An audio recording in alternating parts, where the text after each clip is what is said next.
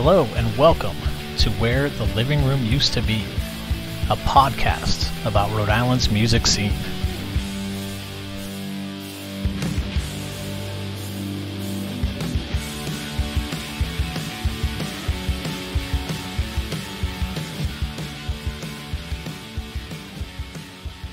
Hey everyone, it's James.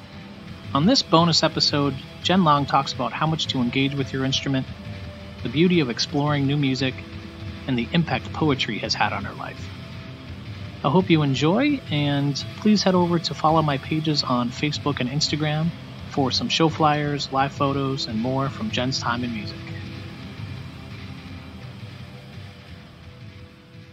Is there a piece of music advice that was given to you from someone else that you'd like to share? Like from a teacher, from Sure. a bandmate or anything like that? Karen Orsi, my awesome guitar teacher, said that if you make a mistake when you're playing guitar, just play that note twice like you meant it.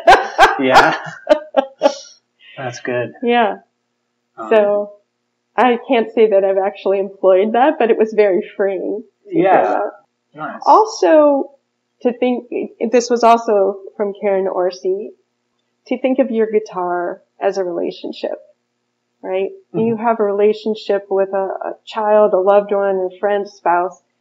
You don't ignore it for 7 weeks and then pop up and expect it to be like, oh yeah, great, Yeah.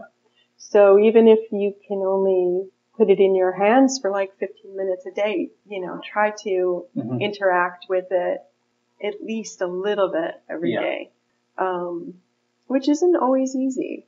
Yeah, I struggled with that with the accordion, but I don't think accordion was I don't think it was the instrument for me that guitar has become. Okay. Because a guitar, when you make a mistake, when you're trying to write a song or something, it's very forgiving, and you just kind of like keep going. Mm-hmm. Where if I hit the wrong key on an accordion or a piano, I just cringe. Maybe it's me, but for me, something about strings was really kind of soothing as I was writing. Mm-hmm. So if you don't connect with the first instrument you try another one. Yeah. Yeah. And from your experience, learning music and writing records and, even adapting poetry and the whole Will Guitar project, like, from your experience, is there a piece of advice that you would like to share? Find community. Find supportive community. Mm-hmm. If you're having this urge to do something, it could be for good reasons. Maybe you were meant to do that thing. Mm-hmm. And find people who will encourage you. Mm-hmm. And that word encourage, the C-O-U-R is core, which is curiosity, the root of curiosity, and it's, root of the heart. It's French or Latin for heart. That could be your heart speaking to you. Mm-hmm. So follow your heart. This takes you good places. Nice. Yeah. And what is it that inspires you? It could be musically or just in life. Oh, gosh. Well, music definitely. I can remember when I was a little kid, like my dad had built speakers with the fabric over them and the big hole like that. And I would, it just got dented in because I would, put my head right into those speakers. Yeah. They were always having to yell at, not just me, some of my other siblings did that too, to back away from the speakers. Yeah. I was just so fascinated by it. The sounds that were coming out. Yeah. I'm just fascinated about what humans can do, how amazing humans are, but how every amazing thing just starts with little steps forward. And if you keep making those steps forward, the rest starts knitting itself into place for you. So a lot of times it's just about taking those first steps and keeping on it. I don't have the record collection, or maybe I'm averse to record collections. Now, come to think of it, maybe that's like why I don't do that. For me, it's about I want to play the music. Yeah. But I also am a very lucky person who is married to somebody who has very wide range taste in music. So, like, there's always something really interesting playing in the house.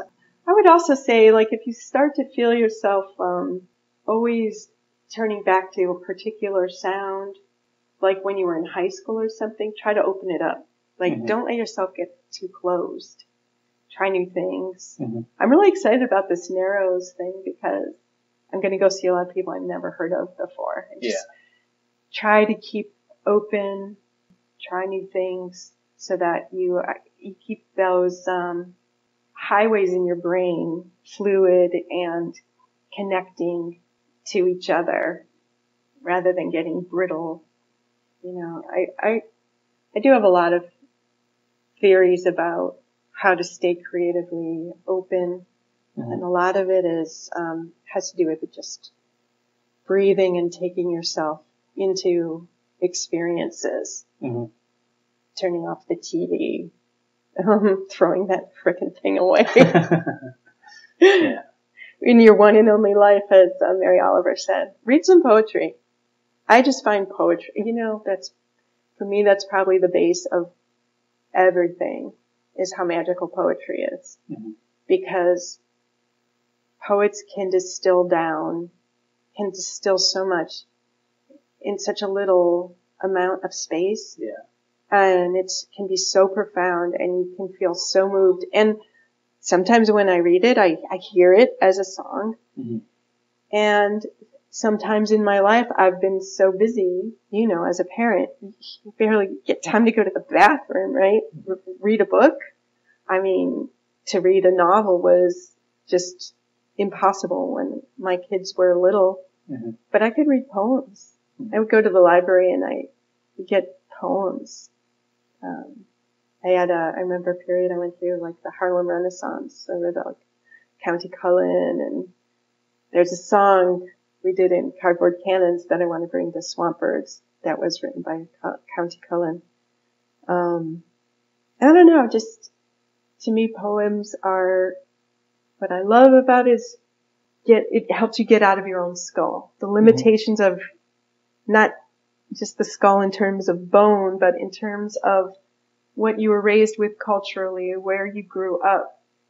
That's all if you insist on that being your constant source of information, you're operating on a very limited set. But if you can pick up a poem, suddenly you are inside someone else's viewpoint, and you're getting all this fresh stimulus in someone else's words. And one of my favorite books of poetry was written probably 15 years ago, but it was poems from the non-Western world. So they were poems from Iran and Syria and Africa and just all different continents, and it was just amazing to like steep your brain in other experiences. It's like being in the ocean too. It's like diving into another, an entirely other experience. And I think it keeps you really open. It keeps me really open. Cool. So that's what I would say.